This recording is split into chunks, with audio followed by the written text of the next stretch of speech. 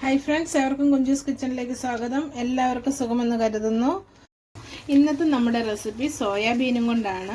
നല്ല ടേസ്റ്റി ആയിട്ടുള്ള ഒരു ചില്ലി സോയ ചങ്ക്സ് ആണ് നമ്മളിന്നിവിടെ ഉണ്ടാക്കുന്നത്. അപ്പം നമുക്ക് ഇത് ചപ്പാത്തിയുടെ കൂടെയും ചോറിൻ്റെ കൂടെയും ഫ്രൈഡ് റൈസിൻ്റെ കൂടെയൊക്കെ ഈ നോൺ വെജൊക്കെ കഴിക്കുകയില്ലാത്തവർക്കൊക്കെ നല്ലൊരു സൈഡ് ഡിഷായിട്ട് എടുക്കാവുന്നതാണ്. അപ്പോൾ നമുക്ക് വീഡിയോയിലേക്ക് പോകാം. വീഡിയോയിലേക്ക് പോകുന്നതിന് മുമ്പായിട്ട് എൻ്റെ ചാനൽ ഇതുവരെ സബ്സ്ക്രൈബ് ചെയ്യാത്ത കൂട്ടുകാരുണ്ടെങ്കിൽ പ്ലീസ് സബ്സ്ക്രൈബ് ചെയ്ത് എന്നെ ഒന്ന് സപ്പോർട്ട് ചെയ്യണം. അപ്പോൾ നമുക്കിനി ഡീറ്റെയിൽ ആയിട്ട് വീഡിയോയിലേക്ക് പോകാം. അപ്പോൾ നമ്മൾ അതിനായിട്ട് എടുത്തിരിക്കുന്നത് സോയയാണ്. സോയ നമ്മൾ വെള്ളത്തിലിട്ട് കുതിർത്ത് നന്നായിട്ടൊരു 3-4 വട്ടം കഴുകി നന്നായിട്ട് വെള്ളമൊക്കെ കളഞ്ഞ് നന്നായിട്ട് പിഴിഞ്ഞെടുത്തതാണിത്. നമുക്കിനി ഇതിലേക്ക് മസാലകളാണ് ചേർത്ത് കൊടുക്കേണ്ടത്. അതിനായിട്ട് ഞാനിവിടെ ഒരു 1/2 ടീസ്പൂണ് ഉപ്പെടുത്തിട്ടുണ്ട്. ഉപ്പിട്ട് കൊടുത്തു. ഇനി അതുപോലെ തന്നെ ഒരു 1/2 ടീസ്പൂണ് മഞ്ഞൾപ്പൊടിയാണ്.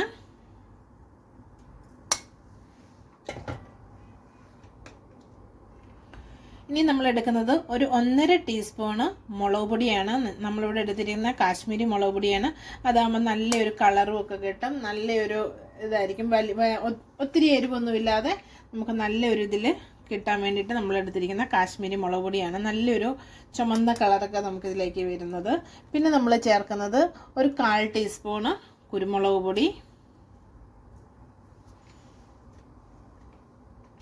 ഇനി നമ്മൾ ഇതിലേക്ക് ചേർത്ത് കൊടുക്കുന്നത് ഒരു 1/2 ടീസ്പൂണ് വിനാഗിരിയാണ്.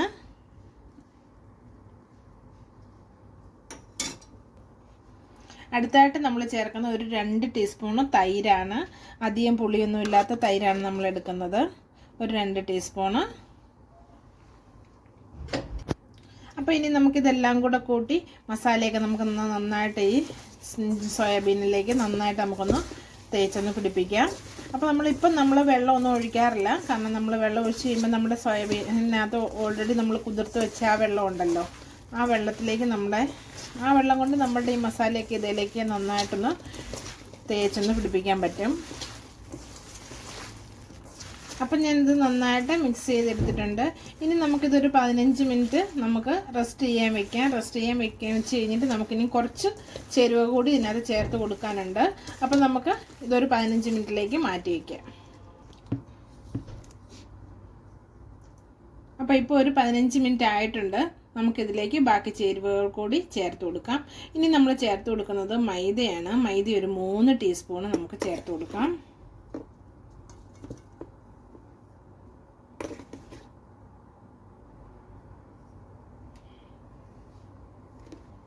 അടുത്തായിട്ട് നമ്മൾ ചേർക്കുന്ന ഒരു 1.5 ടീസ്പൂണ് അരിപ്പൊടിയാണ്.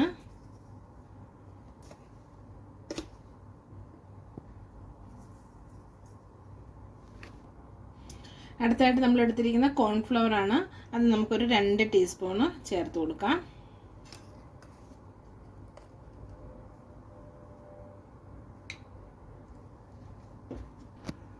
അപ്പോൾ നമുക്കിനി ഈ പൊടികളെല്ലാം കൂടി നമുക്കൊന്നുകൂടെ ഒന്ന് മിക്സ് ചെയ്യാം. മിക്സ് ചെയ്യുമ്പം വെള്ളം കുറവാണെന്നുണ്ടെങ്കിൽ ചെറുതായിട്ട് വെള്ളം തളിച്ച് നമുക്ക് മിക്സ് ചെയ്യാവുന്നതാണ്.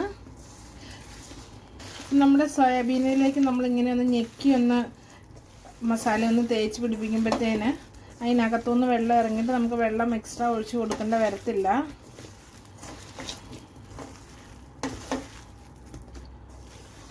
അപ്പം നമ്മുടെ മസാല നന്നായിട്ട് നമ്മൾ എല്ലാം മിക്സ് ആക്കിയിട്ടുണ്ട്. അപ്പം നമ്മുടെ മസാല ഇവിടെ റെഡി ആയിട്ടുണ്ട്. ഇനി നമുക്കിതൊന്ന് ഫ്രൈ ചെയ്തെടുക്കണം. അപ്പം ഞാൻ അതിനായിട്ട് ഇവിടെ ഒരു പാനിൽ കുറച്ച് എണ്ണ ഒഴിച്ചിട്ടുണ്ട്. എണ്ണയൊന്ന് ചൂടായി വന്നിട്ടുണ്ട്. ഇനി നമ്മൾ മസാല ചെയ്ത് വെച്ചിരിക്കുന്ന സോയ ഉണ്ടല്ലോ, നമുക്കിതിലേക്ക് ഓരോന്നായിട്ട് ഇട്ട് കൊടുക്കാം.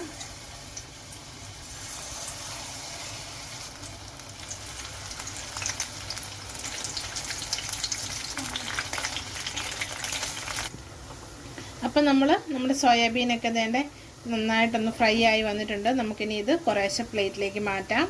ഇതുപോലെ നമുക്ക് ബാക്കി ഇരിക്കുന്നതും കൂടി ഫ്രൈ ചെയ്തെടുക്കണം.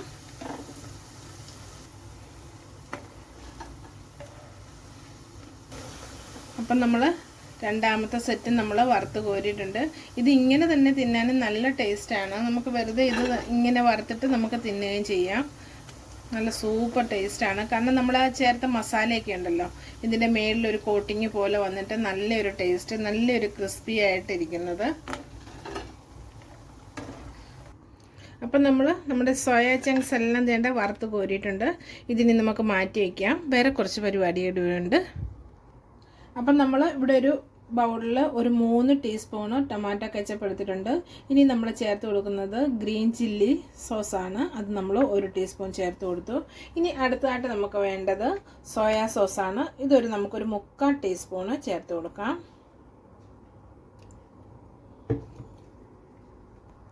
നമ്മളൊരു 1/4 ടീസ്പൂണ് ഉപ്പ് കൂടി ഇതിലേക്ക് ചേർത്ത് കൊടുക്കുകയാണ്. എന്നിട്ട് ഇനി നമുക്ക് ഇതിലേക്ക് ഒരു 3 ടേബിൾ സ്പൂണ് വെള്ളം ഒഴിച്ചു കൊടുക്കാം. ഇനി നമുക്കത് നന്നായിട്ടൊന്ന് മിക്സ് ചെയ്ത് വയ്ക്കാം.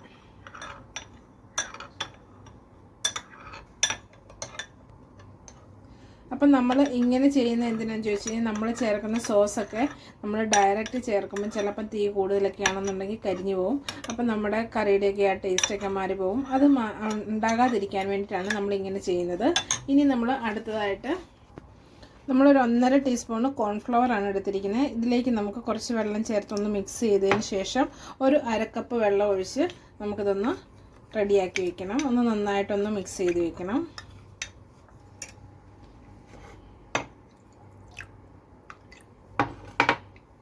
അപ്പം നമ്മുടെ കോൺഫ്ലവറും ഞാൻ റെഡിയാക്കി വെച്ചിട്ടുണ്ട്.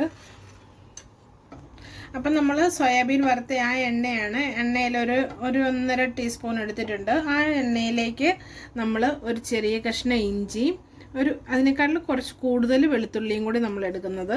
നമുക്കിനി എണ്ണയിലേക്ക് ചേർത്ത് കൊടുക്കാം.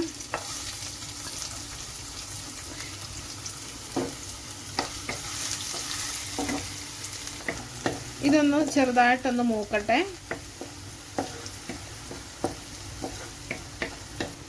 അപ്പം നമ്മുടെ ഇഞ്ചിയും വെളുത്തുള്ളിയൊക്കെ ഒന്ന് ചൂടൊക്കെ ആയിട്ടൊന്ന് ചെറുതായിട്ടൊന്ന് വാടി വന്നിട്ടുണ്ട്. ആ സമയം നമ്മൾ ചേർക്കുന്നത് പച്ചമുളകാണ്. ഒരു 3 പച്ചമുളക് ഞാൻ എടുത്തിട്ടുണ്ട്. അതുപോലെ തന്നെ ഒരു ചെറിയ സവോളയും ചെറുതായിട്ട് അരിഞ്ഞെടുത്തിട്ടുണ്ട്. അപ്പോൾ നമ്മുടെ ഈ സവോളയും ഇതെല്ലാം കൂടെ നമുക്ക് നന്നായിട്ടൊന്ന് വഴന്നു വരുന്നിടം വരെ നമുക്കിനി വെയിറ്റ് ചെയ്യാം. അപ്പം നമ്മുടെ ഇഞ്ചി സവോളയും വെളുത്തുള്ളിയൊക്കെ വേണ്ട നന്നായിട്ട് വഴന്നു വന്നിട്ടുണ്ട്. അപ്പം നമ്മൾ നേരത്തെ മിക്സ് ചെയ്ത് വെച്ചിരുന്ന ആ സോസ് ഉണ്ടല്ലോ, അത് നമ്മളിപ്പം ഈ സമയം നമ്മളിതിലേക്ക് ചേർത്ത് കൊടുക്കുവാണ്.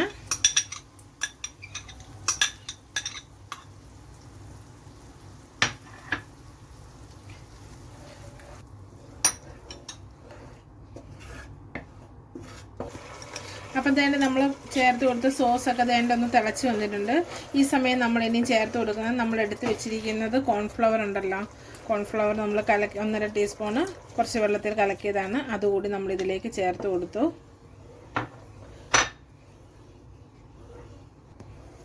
അപ്പം നമുക്ക് കുറച്ച് വെള്ളം കൂടി ചേർത്ത് കൊടുക്കാം.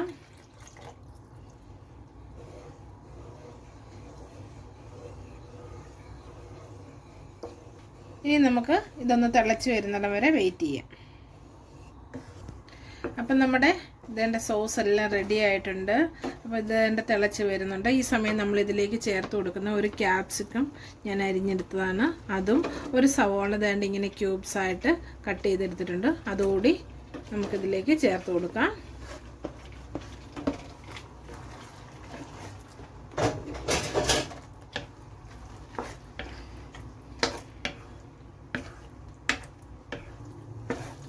അപ്പം നമ്മുടെ ക്യാപ്സിക്കവും സവോളയൊക്കെ ചേർത്തിട്ട് വേണ്ട നമ്മുടെ ഈ ഗ്രേവി ഉണ്ടല്ലോ വേണ്ട തിളച്ച് വരുന്നുണ്ട്. ഈ സമയം നമ്മൾ വറുത്ത് വെച്ചിരിക്കുന്ന സോയയാണ് ചേർത്ത് കൊടുക്കുന്നത്.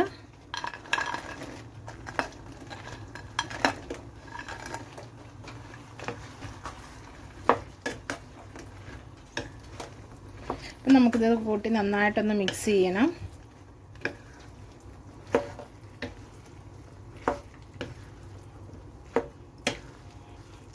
ഇത് നമ്മളുടെ ചപ്പാത്തിക്കും ചോറിനും ഒക്കെ നല്ല ടേസ്റ്റാണ്.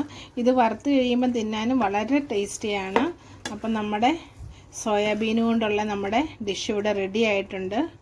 ചില്ലി സോയ ഇവിടെ റെഡി ആയിട്ടുണ്ട്. അപ്പം നിങ്ങളെല്ലാവരും ഇതൊക്കെ ഒന്ന് ട്രൈ ചെയ്യണം. അപ്പോൾ ഇനി പുതിയൊരു വീഡിയോ ആയിട്ട് വരുന്നിടം വരെ എല്ലാവർക്കും നന്ദി.